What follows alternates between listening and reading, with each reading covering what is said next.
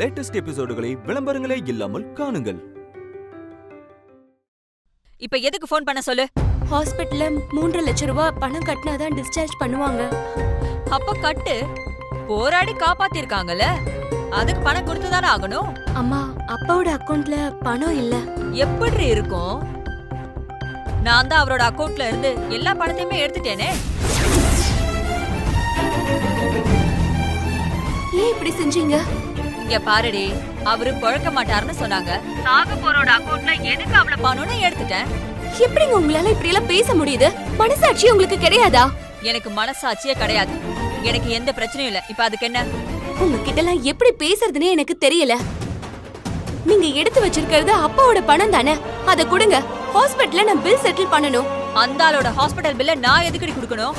என்னங்க இப்படி பேசுறீங்க? அப்பாவோட பணத்தை எடுத்து வச்சுக்கிட்டு அதையே கொடுக்க மாட்டேன்னு சொல்றதெல்லாம் நியாயமே இல்ல.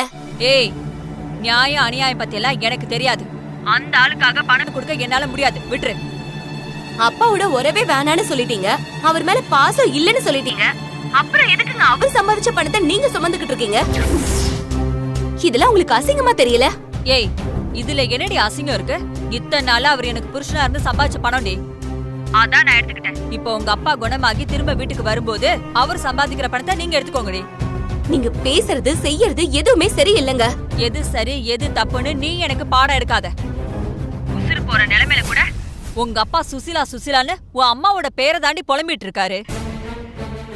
உங்க அம்மாவே அந்த ஹாஸ்பிடலுக்கு பணம் கட்ட சொல்லு. அந்த ஆளுக்கு இனிமே ஒரு சல்லி பைசா கூட நான் கொடுக்க மாட்டேன். போன வை. ஹலோ அம்மா, ஹலோ.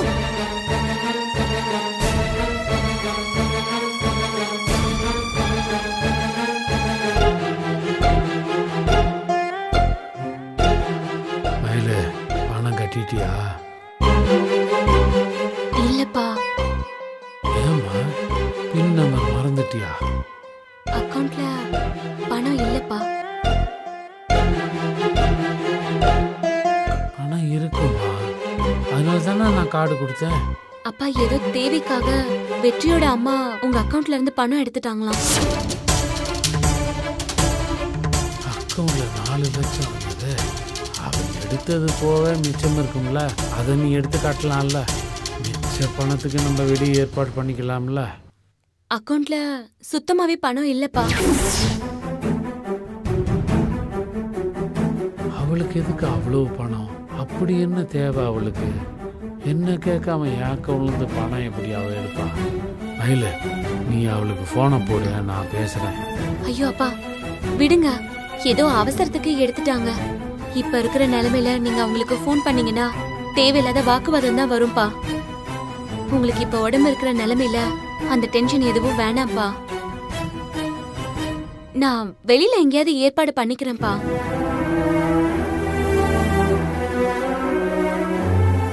5000 10,000 பரவாயில்லம்மா. 3 லட்சத்தை எப்படி நீ ஏற்பாடு பண்ணுவ? அந்த கஷ்டம் உனக்கு வேணான்னு தான் என் அக்கௌண்ட்லேருந்து எடுத்துக்க சொன்னேன். அந்த ராட்சசி சமயம் பார்த்து இப்படி கழுத்த இருப்பான்னு நான் நினைக்கவே இல்லை. அவ வேணுன்னே தான் இப்படி செஞ்சிருக்கிறாம்மா. நீங்க ஏன்பா அப்படியெல்லாம் நினைக்கிறீங்க? நாம இப்ப அத பத்தி பேசிக்கவே வேண்டாம்ப்பா. ஒருவேளை உங்க அக்கவுண்ட்ல பணம் இல்லைன்னா நான் இப்ப என்ன பண்ணிருப்பேன்? வெளியில தானே ஏற்பாடு பண்ணிருப்பேன். அந்த மாதிரி இப்ப நம்ம நினைச்சுப்போம். அதெல்லாம் சரிம்மா. ஆனா தொகை ரொம்ப பெருசா இருக்கே. நீ யாருக்கிட்ட போய் கேட்ப? இவ்வளவு பெரிய அமௌண்ட் உனக்கு யாரு கொடுப்பா? அப்பா, எனக்குன்னு தெரிஞ்சவங்க சில பேர் இருக்காங்க. மணிமேகலை அக்கா, பரமன் சார்னு இப்படி 4-5 பேர்கிட்ட யார்கிட்டயாவது கேட்டா பணத்தை எப்படியாவது ஏற்பாடு செஞ்சிடலாம்ப்பா. ஆமா, அப்பா உன்னை ரொம்ப சிரமப்படுத்துறேன் இல்லடா? அப்பா, அப்படியெல்லாம் எதுவும் இல்ல. ஜீவா ஆபரேஷனுக்கு நீங்க தானப்பா எல்லா வகையிலுமே எனக்கு ஆதரவா இருந்தீங்க. ஒரு பொண்ணுக்கு அப்பாவா நீங்க தானே கூட நின்னீங்க. இப்போ உங்களுக்கு நான் செய்ய வேண்டியது என்னோட கடமைப்பா. நீங்க இதுக்காகலாம் சங்கடப்படாம உங்க மனச அமைதியா வச்சுக்கோங்கப்பா. அப்பா, நான் வெளியே போயிட்டு வந்துடுறேன்.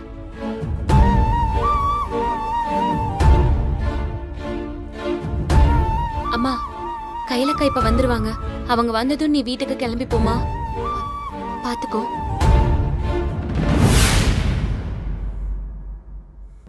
வாங்குற சம்பளத்துக்கு மேல ரொம்ப பொறுப்பா வேலை செய்யற. என்ன பண்றது? இன்னைக்கு என்ன நான்வெஜ்ஜா? வெஜ் தான் சார். ச்சே, நான் வேற ஃபைல்ல பார்த்துட்டு வந்துடுறேன்.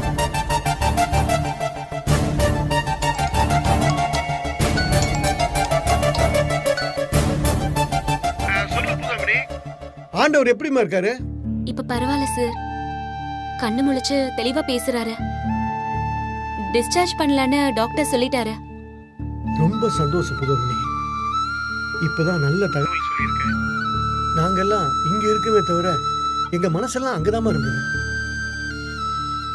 ஆண்டவருக்காக வேண்டிக்கிட்டே இருந்தோம். சாமி புண்ணியத்துல பெருசா ஒண்ணும் ஆகாம இதோட போச்சு. ஆமா சார். டாக்டர்ஸ் ட்ரீட்மெண்ட்ஸை தவிர உங்க எல்லாரோட வேண்டுதல் தான் சாரை பொழைக்க வச்சிருக்கு. உங்க எல்லாருக்கும் தான் நன்றி சொல்லணும். எதுக்கு இதுக்கெல்லாம் போய் நமக்குள்ள நன்றி சொல்லிக்கிட்டு? ஆண்டவரை ஹாஸ்பிடல்ல வந்து நாங்க பாத்துருக்கணும். ஆமா, இப்ப நீ எப்ப டிஸ்சார்ஜ் பண்ணி வீட்டுக்கு கூட்டு போறேன்னு சொல்லுமா, நாங்க உடனே வீட்டுல வந்து பாக்குறோம். சார், அதுலதான் ஒரு பிரச்சனையே. ஏமா, என்ன பிரச்சனை? சாரோட ட்ரீட்மெண்ட்டுக்கு 3 லட்சம் வரைக்கும் செலவாயிடுச்சு. அதை பே பண்ணாதான் ஹாஸ்பிடல்ல இருந்து டிஸ்சார்ஜ் பண்ணுவேன்னு சொல்லிட்டாங்க. சாரோட அக்கவுண்ட்லயும் இப்ப பணம் இல்ல சார். எல்லாத்தையும் வெற்றியோட அம்மாவே தொடச்சு எடுத்துட்டாங்க. என்கிட்டயும் அந்த அளவுக்கு பணம் இல்ல சார். உங்ககிட்ட ஏதாவது பணம் இருந்தா கொடுக்க முடியுமா? ஆண்டவர் எனக்காக எவ்வளவோ செஞ்சிருக்காரு புதமணி. யாரையும் கேட்கவே வேண்டாம், நானே முன்னால வந்து செய்வேன். அப்படி செய்ய வேண்டிய கடமையும் எனக்கு இருக்கு. ஆனா இப்போ எனக்கு இந்த சூழ்நிலை சரியில்லை. குடும்ப பிரச்சனைனால ஒரு 2 லட்சம் கையை விட்டு போயிடுச்சு. அந்த அமௌண்ட் என்கிட்ட இருந்தா நான் அப்படியே ஆண்டவர் கொடுத்திருப்பேன்.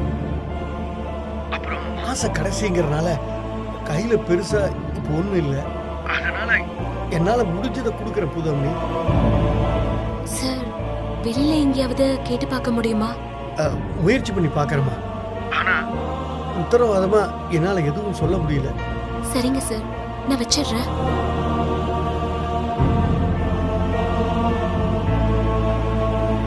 என்னாச்சு சார்? ஆண்டவருக்கு டிஸ்சார்ஜ் பண்ண 3 லட்சம் ரூபாய் பணம் தேவைப்படுமாமா. இப்போ ஆண்டவருடைய சம்சாரம் என்னால பணம் தர முடியாதுன்னு சொல்றாங்களாமா. பாவம், அந்த புதுமணி மயில் தான் பணத்துக்காக அல்லாடிட்டு இருக்கா. என்கிட்ட பணம் இருந்தா நான் யோசிக்காம கொடுத்துருவேன். இப்போ எனக்கும் ரொம்ப டைட்டா இருக்கு. என்ன பண்றதுனே தெரியல.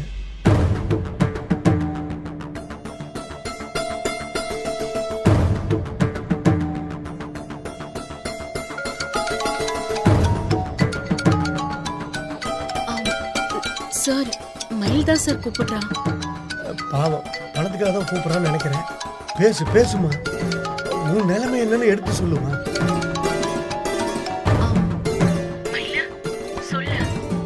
சார் எல்லா விஷயத்தையும் சொன்னாரு.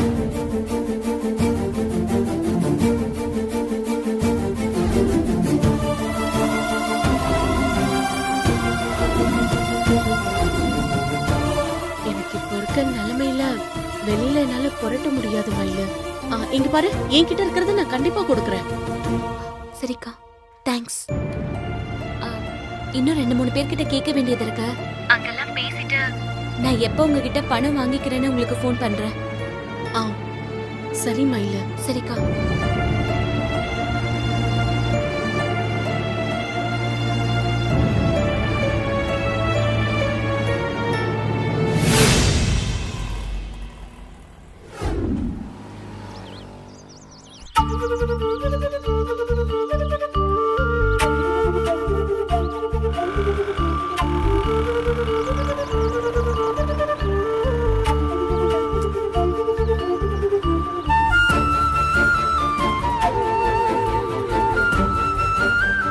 சாரி புதுமணி, ஸ்டேஷன்ல இருந்து கிளம்பி போய் பணம் ரெடி பண்ணிட்டு வர்றது கொஞ்சம் லேட் ஆயிடுச்சு.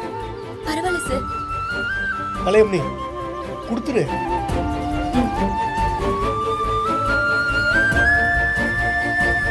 இந்த மயில. சார் 25, நான் 25, மொத்தமா ஒரு 50 தான் தேரிச்சு மயில. தப்பா எடுத்துக்காத.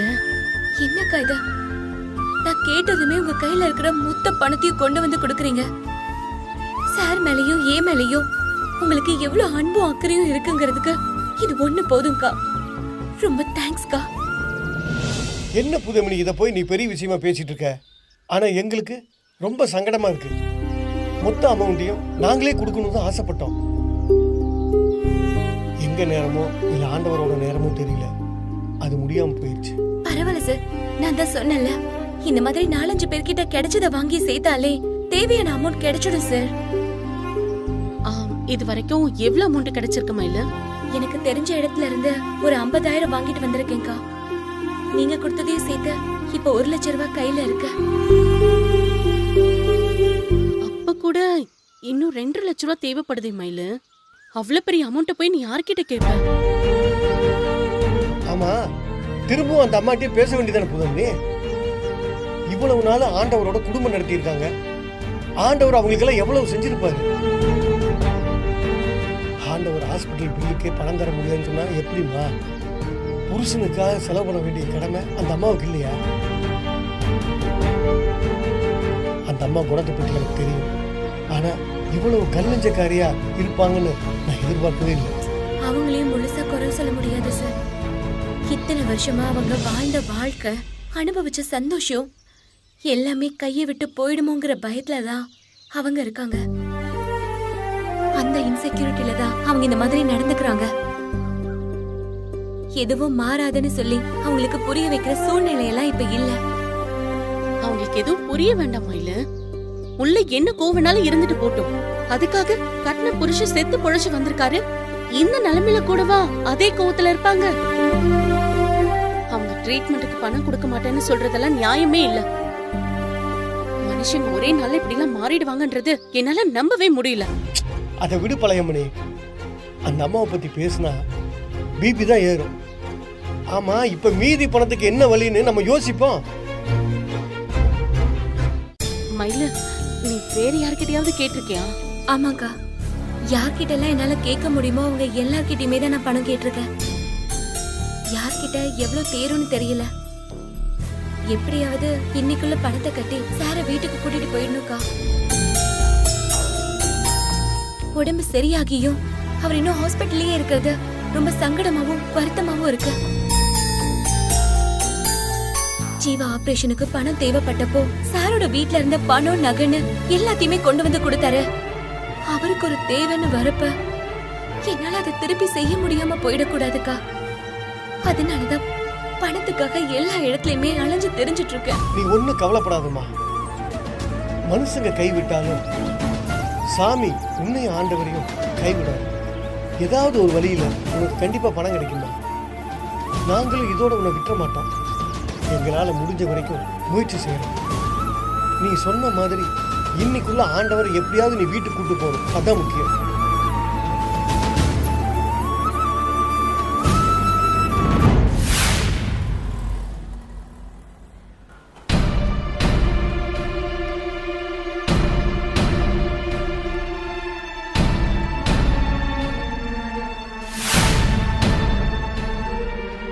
டேய், வட்டி பணம் எப்படா கொடுப்ப?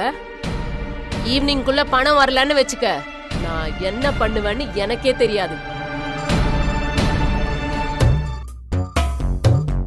புரியுதா? யாருமா? என்னம்மா, என்ன வேணும்? சொர்ணாமாவை பார்க்கணுங்க. என்ன விஷயம்? பணம் வேணும். டாக்குமெண்ட் ஏதாவது இருக்கா கையில? ஆளாச்சும் யாராவது சொல்லி விட்டாங்களா? உனக்கெல்லாம் கண்டிப்பா பணம் கிடைக்காது. கிளம்பா. யாரா அது? மா, கோமதிமா. கோமதியா? உள்ளவா உள்ளவா. ஓ,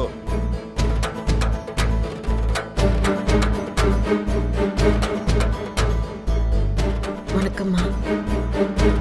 என்ன கோமதி இந்த பக்கம்? அவசரமா எனக்கு ஒரு 3 லட்சம் தேவைப்படுது. உங்ககிட்ட கேட்கலாம். நீ வட்டிக்கெல்லாம் கடன் வாங்குற ஆள் இல்லையே. ஏதாவது அவசரம்னா இருக்கிற நகையை எடுத்து அடமான வச்சு சமாளிப்பியே தவிர என்கிட்ட எல்லாம் வரமாட்டியே. என்கிட்ட கடன் வாங்குற அளவுக்கு உனக்கு என்ன அப்படி பிரச்சனை? பிரச்சனைன்னு சொல்ல முடியாதும்மா. அது என் கடமை. எல்லா நகையும் அடமானத்துல இருக்கிறதுனால புதுசா வைக்கிறதுக்கு எதுவும் இல்லை. ஆனா கடன் வாங்கியாவது என் கடமையை நான் செஞ்சுதான் ஆகணும். வேற வழியே இல்லாம தான் உங்களை தேடி வந்திருக்கேன். பொதுவா உத்தரவாதம் இல்லாம யாருக்கும் நான் கடன் கொடுக்கறது இல்ல. யாராவது தெரிஞ்சவங்க வந்து சொல்லணும், இல்ல டாக்குமெண்ட் கொடுக்கணும். நீ எனக்கு தெரிஞ்சவ வேற, முதல் முறையா வந்து கேக்குற. அதனால இல்லன்னு சொல்ல முடியல. 3 லட்சம் தானே வேணும்? ஆமாம்மா. சரி வாங்கிக்க. ரொம்ப நன்றிம்மா. எனக்கு நன்றி எல்லாம் வேண்டாம். வட்டி பணத்தை வாரம் கொடுத்துரு. இப்ப தர அப்ப தரன்னு சொல்லி வாய்தா வாங்க கூடாது. ஒரு நாள் லேட் ஆனா கூட எனக்கு டென்ஷன் ஆயிடும். அதுக்கப்புறம் நான் என்ன பண்ணுவேன்னு உனக்கே தெரியும். வட்டி மேட்டர்ல தெரிஞ்சவ வேண்டியவ சொந்தக்காரின்னு அந்த மாதிரி எதையும் பார்க்க மாட்டேன். ஒழுங்கா வட்டி வர வரைக்கும் தான் நானும் நல்லவளா நடந்துக்குவேன். இல்லன்னா என்ன மாதிரி ஒரு மோசமான பொம்பளை இருக்கவே முடியாதுன்னு நினைக்கிற அளவுக்கு ரகலை பண்ணிடுவேன். நான் அந்த அளவுக்குலாம் போக விட மாட்டேம்மா. நீங்க என்ன தேதி சொல்றீங்களோ அன்னைக்கு கரெக்டா வட்டியை கொடுத்துடுறேன். வாங்குறப்ப எல்லாம் இப்படிதான் சொல்றீங்க. ஆனா பணம் கையில வந்ததோ டோனே மாறிடுது. ஆனா நீ அப்படி இருக்க மாட்டேன்னு நான் நம்புறேன்.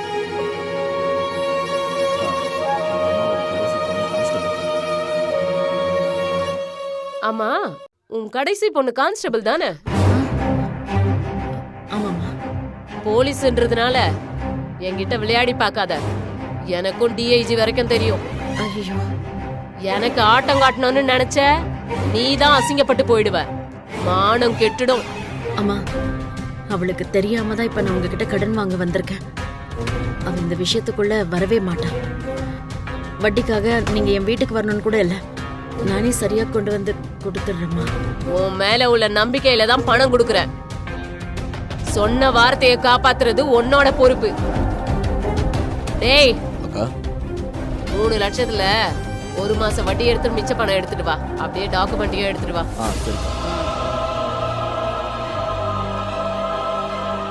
10 பைசா வட்டி. வட்டி பணத்தை 4 வாரமா பிரிச்சு வாங்கிடுவேன். வாரம் சனிக்கிழமை கொண்டாந்து கொடுத்துடணும். புரிஞ்சுச்சா? சரிங்கம்மா. என்னதான் தெரிஞ்சவங்களா இருந்தாலும் எனக்கும் உத்தரவாதம் வேணும்ல. கையெழுத்த போட்டுட்டு பணத்தை வாங்கிட்டு போ. சரிங்கம்மா. இதுல உங்க கையெழுத்து போடுங்க.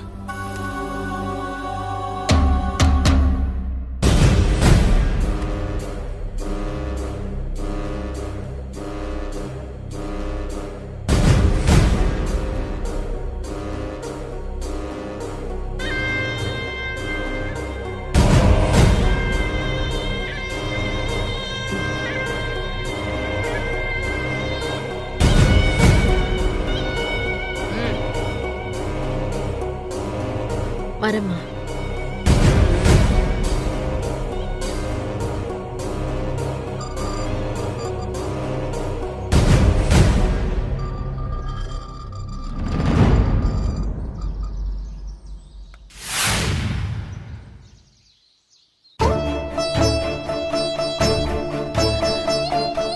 அம்மா, சொல்லுங்கம்மா. பணம் கட்டணும். ரேஷன் பேர் என்ன? குருமூர்த்தி. 1 லட்சம் கட்டியிருக்காங்கம்மா. இன்னும் 2.5 லட்சம் பேலன்ஸ் இருக்கு. கேஷா கார்டா? பணம் தாம்மா.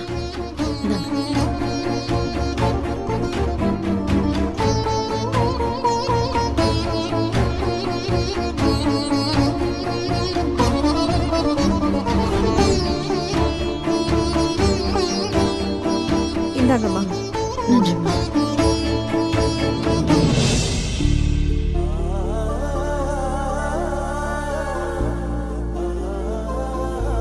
பணத்தை கட்டிட்டம்மா. நீ ஆக வேண்டிய வேலையை பாரு. ரொம்ப தேங்க்ஸ்மா. நீ இந்த அளவுக்கு மனசு மாறுவேன்னு நான் நினைக்கவே இல்லம்மா. நீயா எதையும் கற்பனை பண்ணிக்காத. நான் ஒண்ணும் மனசு மாறல. என் புருஷனுக்கு செலவு பண்றது ஒரு கடமைன்னு நினைச்சும் நான் இதை செய்யல. பணத்துக்காக நீ கஷ்டப்படுறத என்னாலெல்லாம் பார்த்துட்டு இருக்க முடியாது. நீ உங்க அப்பாக்காக யோசிச்ச, ஆனா நான் இதை உனக்காக தான் யோசிச்சு பண்ணேன். அதுவும் இல்லாம ஜீவா தம்பி ஹாஸ்பிட்டல்ல இருந்தப்போ மொத்த பணத்தையும் அவரு தானே கொடுத்தாரு. அதை திருப்பி கொடுக்க வேண்டிய கடமை உனக்கு இருக்கு. யாருக்கும் நீ கடன் படக்கூடாது. அதை மனசுல வச்சுக்கிட்டு தான் வட்டிக்கு பணம் வாங்கி கட்டினேன். உண்மையை சொல்லணும்னா மீதி பணத்துக்கு என்ன பண்றதுன்னு தெரியாம நான் தடுமாறிட்டு தான் இருந்தேம்மா. சரியான நேரத்துல வந்து நீ எனக்கு உதவி செஞ்சிருக்கம்மா. அம்மாவுக்கு பொண்ணு நன்றி சொல்ல வேண்டிய அவசியம் இல்லதான். ஆனா இந்த சூழ்நிலையில நான் சொல்லாம இருக்கிறது தப்பாயிடும். ரொம்ப தேங்க்ஸ்மா.